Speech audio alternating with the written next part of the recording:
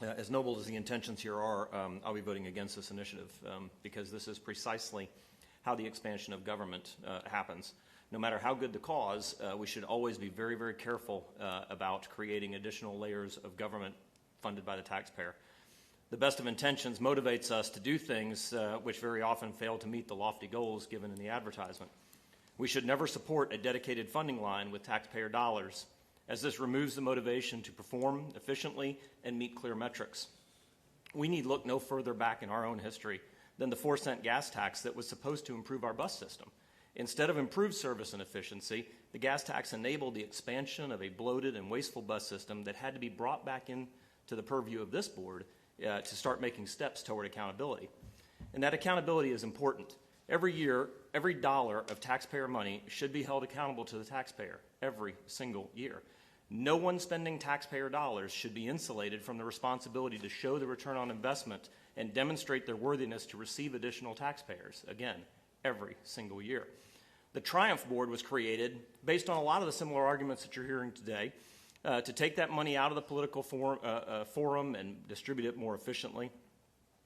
Now, it's a decade after the BP oil spill, and the citizens that were harmed by it have precious little to show in their neighborhoods for the $1.5 billion that was given to that board.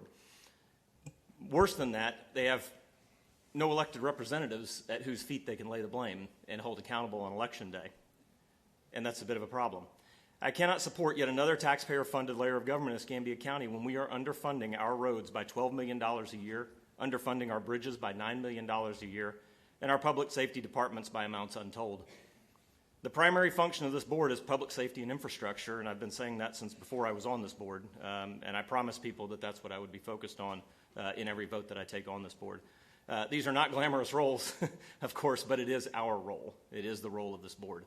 And until we are doing that role to the standard that the taxpayers deserve, we should not be spending the limited resources of the taxpayer on those roles. Now, I understand that the objective, is to put this on the ballot. The citizens will have the opportunities to make that decision each for themselves.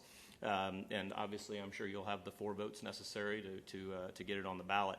But I will say that each time that we create one of these boards, each time that we take a taxpayer dollar outside the purview of the government system that we have, whereby we're all held, those people making those decisions are held accountable to the voter, it has a very, very poor track record in this county of success.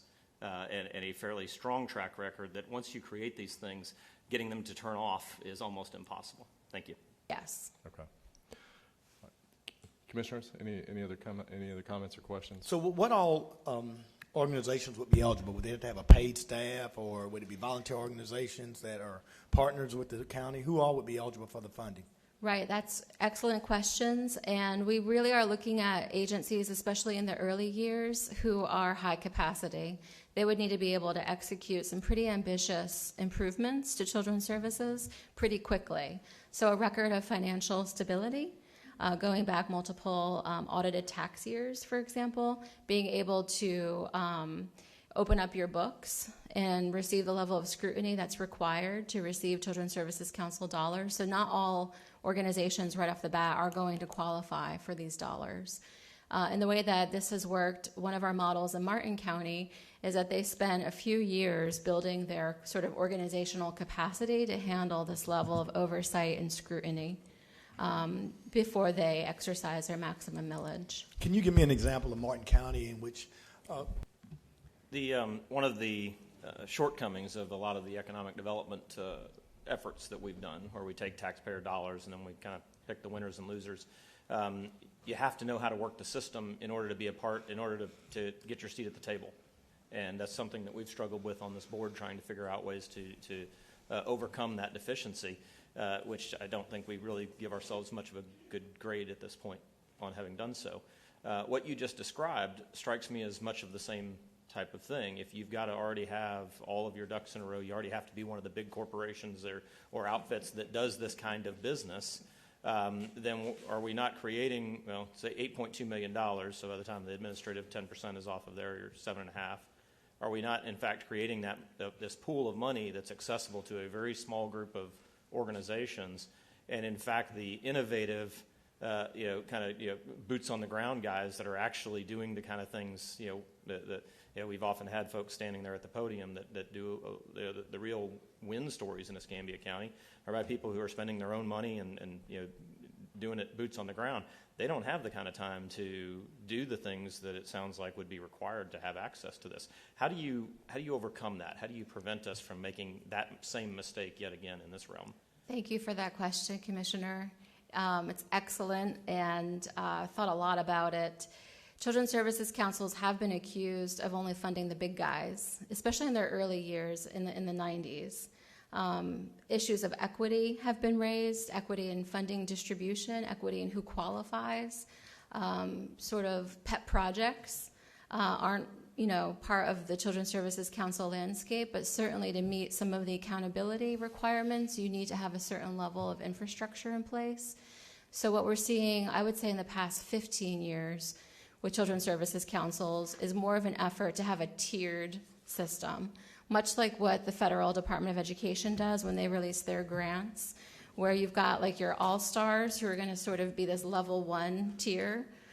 Maybe they're going to get more funding for more aggressive outcomes over a longer term, and then a tier 3 might be more of an emerging best practice or an emerging idea. So a lower level of funding tied to lower expectations with a requirement that you're also building that organization's capacity to get to a level 1. So we're seeing more of a tiered structure in funding decision making so that playing field is leveled. So if you don't have 5 years of audited tax records as a nonprofit, can you still qualify? If we take some sort of tiered structure in building our capacity, leveling that playing field while also knowing that we've got urgent priorities now in organizations that can rise to that occasion, I think that's the way that we would probably have to go in this community. Thank you for the answer. One of the things that concerns me about this is that when we talk at this level, and we have to talk at that 30,000-foot view, but the reality is that success on the ground is at an individual level. And so what that means is, whereas we often in government create one-size-fits-all solutions, the reality is those are one-size-fits-none solutions, because what a child, two kids growing up next door to each other in Warrington may have very, very distinctly different needs, in terms of what it will take to create the successes that we're looking for. And too often the one-size-fits-all and those large, what you just referred to as rock star organization, that they're by the time they're rock stars in terms of administering tax dollars, perhaps, but when it comes right down to what's happening in the neighborhoods, the real success stories are the individualized ones, that actually address the need of the kid, and that's where 99% of their energy is going. So I would be very cautious about organizational structures that refer to the big guys as the rock stars when it's actually the little nameless guy doing the job on the street that is in fact the rock star.